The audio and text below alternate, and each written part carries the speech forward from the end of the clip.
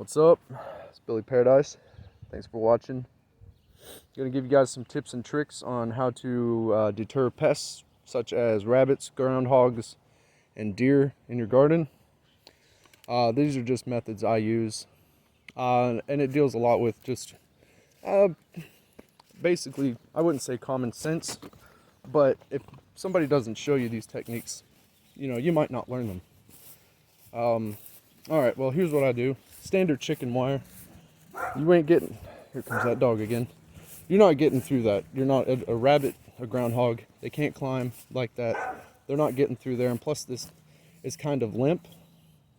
So even if like a raccoon or a possum were to try to get onto this gate, it would just fall back. And they can't really climb over top of it. But deer can jump over that, no problem.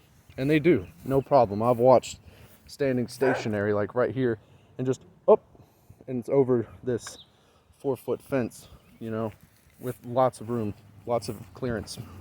It's no problem for them. So as far as the rabbits and the groundhogs go, we got plenty of them.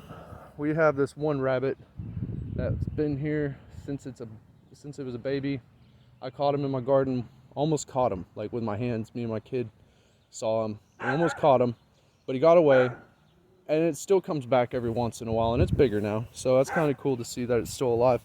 But how I deter it is I set up my chicken fence, just, the traditional way, and then on the bottom, I'll take that chicken fence, and I'll unroll it, and then I'll cut it in half, hot dog style, you know what I mean? And then just lay that out, fold it like an L, basically, and then lay it out along the base of the fence. And then I'll come through and I'll just take twisty ties or little pieces of metal or whatever and tie it up here. And on the bottom, I got this 2x4 to help keep it in place. You see how it goes? It's up here, down to the ground, and then it comes out. Now this trick also works with dogs too. I had to build a dog run for a bunch of German Shepherds once. And we use better wiring, of course, but that's the method you would use to keep a dog from getting out of a kennel. So, a rabbit or a gopher definitely ain't going to get through that. And as far as the deer go, just establishing my presence mostly. I put hair out here, different scents like the dogs, poop pit. I dig holes over here, and I dump the dogs' yard waste into those holes, so it, the deer definitely know that there's somebody lives here. Plus, I think we're on our 3rd generation of deer through here. Watched, baby deer come through here. 1 year is little. Next year, they come in bigger, and then the following year they're in. And it's pretty cool. So they know the place, you know what I mean? So there's that bonus, because if we were out in the wild, you have all kinds of different deer to contend with, not town smart deer who kind of have an established run, for their own little group. So as I was saying, we got a deer path that runs from that white house over there, that area, and they come through this vacant lot. And they'll graze in this vacant lot, which I guess I'm kind of fortunate to have because it keeps them preoccupied and makes the struggle of getting into my garden less desirable. Mostly because I am a night owl, and my dog, for some reason, man, he'll be sitting in the living room and all of a sudden his ears will perk up and he knows the deer are out here. Like, I've had him come out twice maybe, and he'll just run straight out, beeline right to this fence. Deer scatter. So that's kind of helpful. Dogs definitely help. But as far as getting psychological, like playing with their eyesight, is mainly what I do. And just multi-layer and fence. Because, I'm just trying to work with the materials that I have. Alright, I got this fence right here, as I showed you already. That's definitely not enough to keep a deer out. But if you add something like this, I have one of these old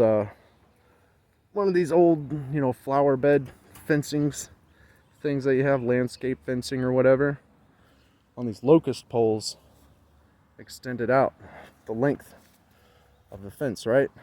Now the deer are going to walk up to this fence and they're going to see this. They're not going to be able to judge how far they need to jump because their depth perception doesn't work the same way it does for people.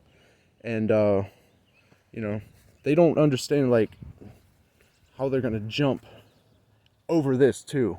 You know what I mean? They can't clear that.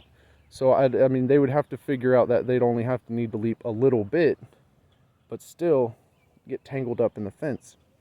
So it kind of messes with their eyes. And then I just put this blue line here. I'm gonna do more to this side later, but you get the gist of it. Like, you got your outer fence, and then on the inside, like 3 feet, you put in another kind of barrier, you know, and it helps.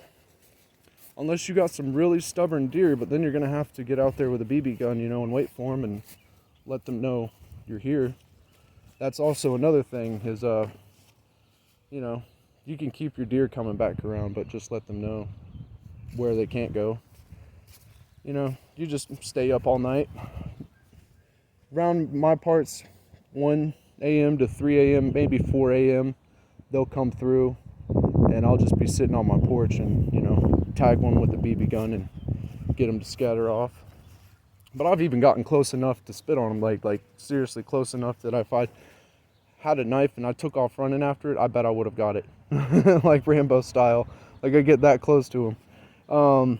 Not lately though, because like I said, it's gardening season and I've kind of gotten a little more vigilance. But yeah, get psychological with them. You know, multi-layer fencing. You can even add stuff into your garden that makes noise, to where it's just, you know, like, stresses the deer out being that close because they're hearing noise all the time and they don't like it because they like things to be quiet because, you know, they're prey type animals, you know, so they like to be aware of their surroundings. So if you have a lot of noisemakers in your area, it's probably going to deter them a bit. You know what I'm saying? As well as scents, you know, blood meal does work as well. You know, deer don't like the smell of blood for obvious reasons. And a dog, you know, and also use your primitive skills. You know, you don't have to hurt them, but you get a BB gun, cap them in the butt with a BB, they're gonna feel it and they're gonna know, like, holy crap, I can't hang out there. That wasn't a good spot for me to go, especially if you take off running after them after you hit them with the BB. You know what I mean? Like, run out into the yard making a scene. And that actually works with many animals. All right, guys, but yeah, hopefully I didn't ramble on too long. I'm gonna keep y'all posted on the progress of this. Finally getting gardening down, and I feel like everybody needs to be gardening, and the more people that are out there teaching, the more people are probably gonna learn